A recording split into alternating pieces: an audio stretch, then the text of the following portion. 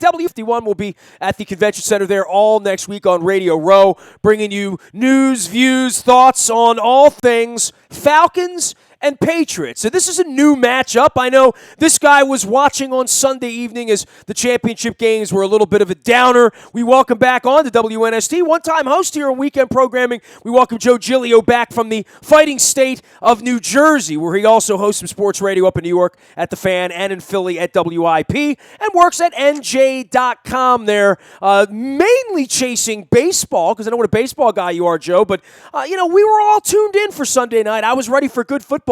I'm still waiting for a good football game after that Dallas-Green Bay game, right?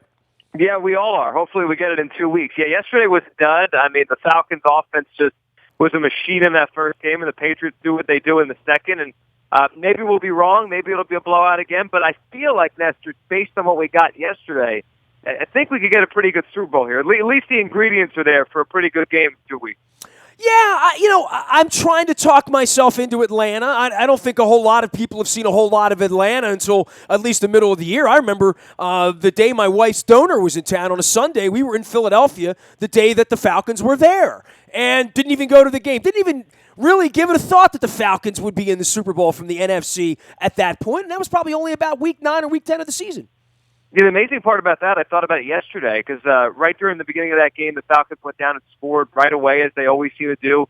And Buck and Aikman were talking about the fact that they've scored a touchdown on the opening drive 7 or 8 straight weeks. So I started counting back in my head that Eagle game you mentioned was the last time, early mid-November, whatever the date was, that they didn't score a touchdown on the opening drive. I mean, they've been insane. I mean, I don't think many people realize, I'm with you, how good that offense is. I mean, all they do is put up 30 a game. It's pretty fun to watch when they're rolling. Well, I mean, Matt Ryan has always been capable of this, right? And we've had those inevitable conversations down here about Joe Flacco versus Matt Ryan. Who would you rather have? I'll take Flacco at this point. I like our last 10 years better than I like the Falcons' last 10 years, despite them sitting on the edge of maybe winning a championship 2 weeks from now in Houston. They are an underdog. But Matt Ryan's got some pieces around him. But I'm shocked by the defense. I'm shocked by the linebackers from the Falcons because, I was close with Mike Smith, and I wanted Mike Smith to win. And I watched a lot of the Falcons at that point when it sort of fell apart for him there. And it fell apart a lot because the defense just wasn't any good at all. It wasn't, and that was the whole thing holding them back. Because you always thought, like you said, they could score. I mean, Ryan's a good quarterback. They traded all those picks for Julio Jones, and the offense is better than it ever has been now. But they always had an offense with those guys down there, with the defense, and that's what's changed. I mean, the first half of that game, they were hitting Aaron Rodgers over and over again, and that's when you kind of look up and you say, they really do have enough defense to win this game. They have enough defense to slow Rodgers down enough, and their offense is going to put up 30, and that formula works for them. Well, with the Packers, I never bought into their running game at all, and I wasn't sold on their defense all along. And I guess when it came down to stopping Atlanta and having special players, I mean, I don't think Freeman's special, but certainly Jones is in that category. Sanu's pretty good complementary player there, and they have some other big guys that run around, possession-type guys there. But Julio Jones versus an Antonio Brown or those kinds of weapons, I don't know if the Green Bay had that sort of weapon. I don't think they did either. And even the guys they had were a little banged up, and they got Nelson back. But it just wasn't the same. You could see it early on. One team was playing at one speed, Atlanta. The other team was playing at a different speed, Green Bay. And Atlanta, just blew them out of the building. And that game was over really fast. And even with that specter of, you can't count out Aaron Rodgers because he could put up a ton of points fast, the game was over pretty fast yesterday. He is Joe Giglio. He does all things sports up in the great state of New Jersey and has participated here at WNST over the years as well. You can follow him out on Twitter at Joe Giglio Sports. That's Giglio.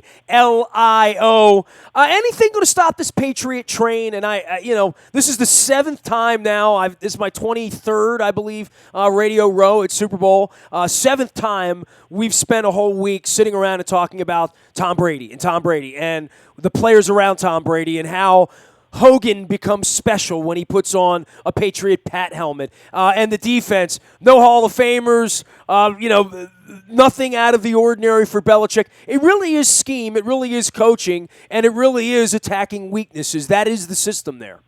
It is, and it's taken away the best player on the other team and making everybody else beat you. They got a little bit lucky with the injury to Bell last night, but, I mean, it's the same story like you said. It's just different name. The names change. The story stays the same. It's Belichick, it's Brady, and it's all these different guys. The Hogan story Nestor is so funny. I mean, he's a New Jersey kid. I remember when he was in high school, he was a great lacrosse player and a really good football player. He goes out to Penn State to play lacrosse for 3 years. And, I didn't really follow him then, but I knew where he was. And then all of a sudden, after 3 years, he graduates Penn State, heads to Monmouth University, which is about half an hour from where I sit right now. The furthest thing from a football school. He plays D-back and a little bit of wide receiver. I think he had 12 catches in his college career. And then he bounces around. The Giants had him on a practice squad. He gave the Bills a couple decent years as, a third, fourth, fifth option in their passing game. He goes to New England, and last night, him and Julio Jones basically have the same stat line. And, one guy's this all-time great, and the other guy's, Chris Hogan, this kid from New Jersey who played lacrosse. It's amazing, and they find these guys every year. Joe, the Steelers kind of let me down, and I don't think I've ever said that before. So, make sure that I was actually cheering for the Pittsburgh Steelers speaks volumes to how we feel collectively here about the New England Patriots. And I know, the Falcons will quickly become America's team here over the next 2 weeks, right? But the Steelers... I found that to be very disappointing, especially defensively. I thought they were going to put up more of a fight. The zone wasn't working. The blitz didn't work. In the end, Pittsburgh's defense was its Achilles heel. It wasn't good enough, kind of in the same way that the Ravens wasn't good enough a couple of years ago when they went up to Foxborough and lost. Yeah, it was very similar. And it was disappointing. I'm with you because it felt like they didn't put up enough of a fight. That zone, it just felt like Tom Brady could sit back there and sit and wait. And someone was going to get open. It didn't matter who they were, what their name was, Bill Gronkowski, it doesn't matter. Someone's going to find time if you don't get pressure on Tom Brady. We've seen that over and over and over again. It was disappointing because the week before I thought they played well. I mean, albeit against a much different team in Kansas City, but they got pressure. They controlled the line of scrimmage. So I gave them a fighting chance in the game, and it was just the opposite. They had no answer for the pass. So the Patriots play the first month of the season without the best player in the sport, who is their quarterback. They play the last half of the season without their best player, their best matchup player in Gronkowski, their mismatch guy, their superstar, their game changer, and they still go to the Super Bowl. I mean, I really am left speechless by this Patriot Act. I will be in full compliance as an Atlanta Falcon fan 2 weeks from now to try to beat them because everyone's been trying to beat them. But it really is jaw-dropping what they've managed to do here, even though they've cheated for at least part of the way, if not all the way. They could be cheating right now. We don't know it. But and I wouldn't put it past them, by the way. But the results kind of speak for themselves at this point. They do. I mean, this is, I believe, the greatest dynasty run, whatever word we want to use, in sports history. I mean, you think about it. I mean, they have to deal with the salary cap. They have to deal with everything. I mean, the NFL's designed, and Nestor, and they did this on purpose. They designed it to be a league of parity where no one should be this good, and no one should be as bad as the Browns, right? And the idea that this team, year after year, does this, and you throw in the quarterback missing the 4 games, you throw in losing Gronkowski, they go 14-2. They trade away Jamie Collins in the middle of the season. Right, I forgot that. They've traded away their best defensive player after Game 8. Right, they just said, get out. We don't want you to. Right, and they still have the best defense in the league. Like, this is unbelievable, and it's sustained over years and years and years. I mean, I don't think we'll ever see this again in the NFL to this extent when Belichick and Brady, eventually exit stage left. Joe Giglio joining us here from the great state of New Jersey, and I'll be checking in with Bruce Springsteen in a couple weeks down under, but we're going to be at Super Bowl 51 next week in Houston. And, when I get back sort of into the groove here next month, it's going to be baseball season. And, Joe, I know that's your main mojo, and I know you're watching a lot of Mets and Yankees and Phillies up there sort of in that 95 corridor going back and forth. Some thoughts about the Orioles from afar at this point to say, well, they dealt off Gallardo. They're going to bring in the kid from Seattle. The Trumbo thing's fascinating to me. I didn't think anybody was going to give him a lot of money. I didn't know that the Orioles would want him to the tune of $36 million. And then we have the Machado situation that's going to play out here over the next 24 months. And I think most of us who have witnessed this don't expect it to have a happy ending between Mr. Angelos and Manny Machado. Yeah, it's hard to believe the last one. It's hard to believe that it ends with the Orioles handing Manny Machado a $300 million deal for some length of years. But as far as right now and what they've done, I mean, this is what Dan Duquette does. I'm trying to think of the words you use to describe. He's perfect for what the Orioles want. We call him a dumpster diver, is what we call him. But yes, that works. Yeah. That works, and he likes being in that role. It doesn't bother him. He doesn't get upset or worried about his team when he has to go into the dumpster and figure something out. And usually they're pretty decent. They're always a good offensive team, and somehow they get through it with Buck and a bullpen because the pitching staff never scares you. But I like the Trumbo signing. I wouldn't have given him 80. I wouldn't have given him 60, but you had 47 home runs, and you're getting paid, a little less than 12 and a half, 13 a year. That's a bargain by baseball standards. A bargain bin guy, and he's good. I mean, for what they ask him to do and what they need in that lineup, I thought they got a bargain on a guy that 2 months ago you saw those stories, Nestor. He wanted $80 million. He didn't get half of it. Well, the other part of it is Buck's always been a defensive guy, and the pitching's not so good that the defense isn't insignificant, And we're playing beer league softball here again for the second year and sort of praying for better pitching. And they might get better pitching, certainly out of Bundy. I mean, Bundy might go out and look like Arrieta this year. He might not. He might look like the old Arrieta before it's over with. Same thing with Gausman. And Tillman, he's in the is category. I mean, I don't know if he'll go 16-6 with a 3.5 this year, but I think there's a possibility he'll make 32 starts and be representative, and they're going to hit home runs. They're going to hit the baseball. They might not catch it all the time, but the philosophy has changed from where they were when they were winning more to, we're going to go out and score 10 runs tonight and just hope to not give up 7 or 8. Right, it has changed. And then you said Buck. I mean, Buck's the difference there. And I agree the pitching could be better. That's got to be their hope, right? If you're going to draw up a blueprint to how the Orioles stay in it and give themselves a chance, at least at a wild card all year long. It's the starting pitching is a little bit better, and those kids take jumps just even a little bit. That with that offense and the bullpen they have and the defense, it probably keeps them in it. And Boston's the best team in the division, I think, by far. But I do think there's a pretty big gap between Boston and everybody else. That as of right now, it's may be hard to make the case the Orioles are the second best team.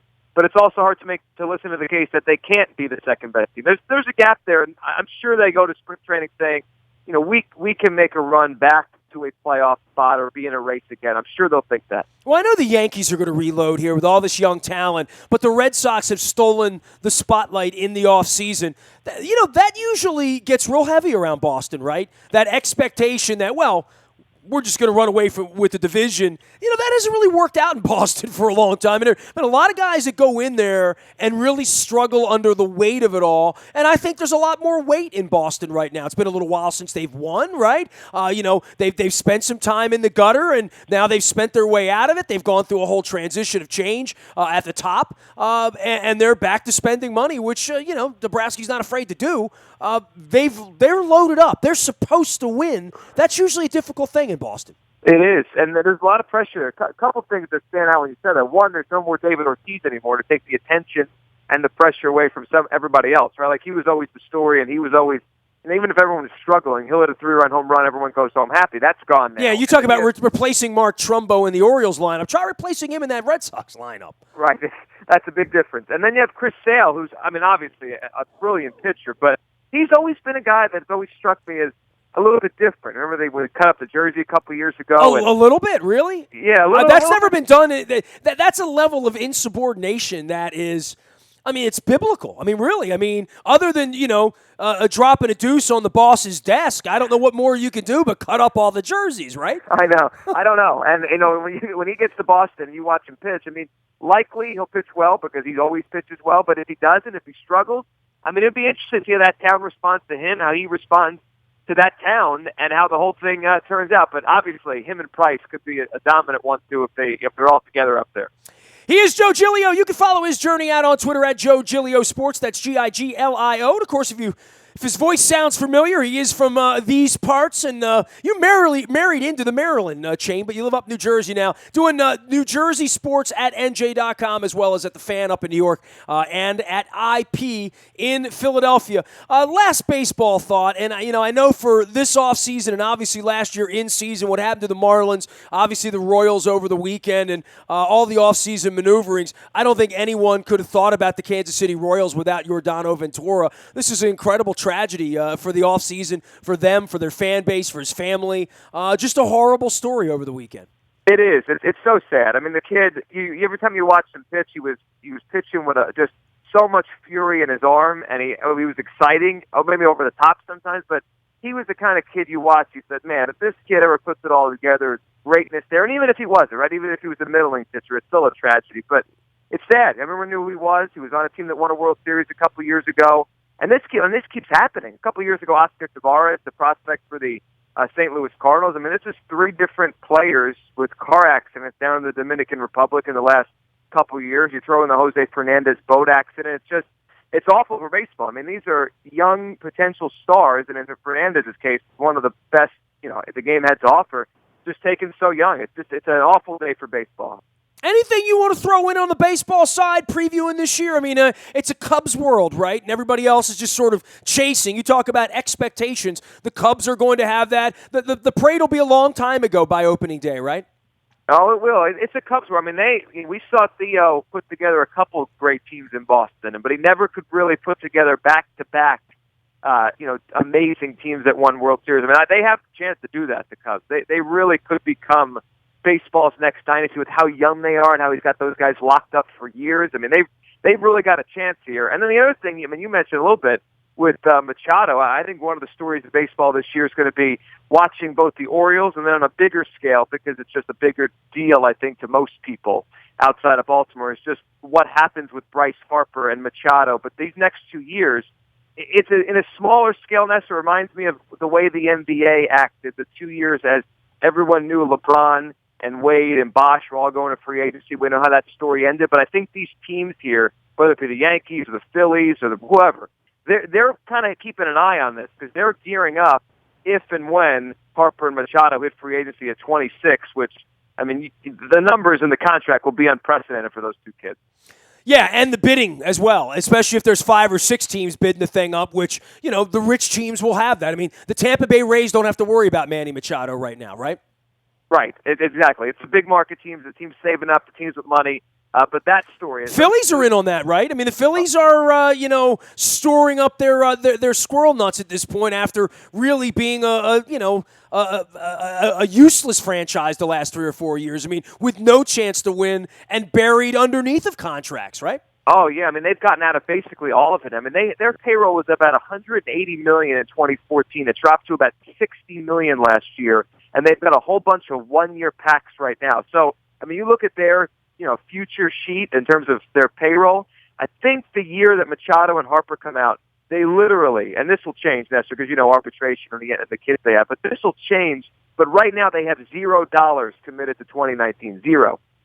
Well, they're saving it to do something, right? They have plenty of it. Everybody in baseball flush with cash. Joe Giglio joining us here from New Jersey. You can follow his journey at Joe Giglio Sports out on Twitter. Always a pleasure to check in with you, man. How's wife and family? Everything's good. You've got some Maryland roots there, right? You watch the Terps once in a while.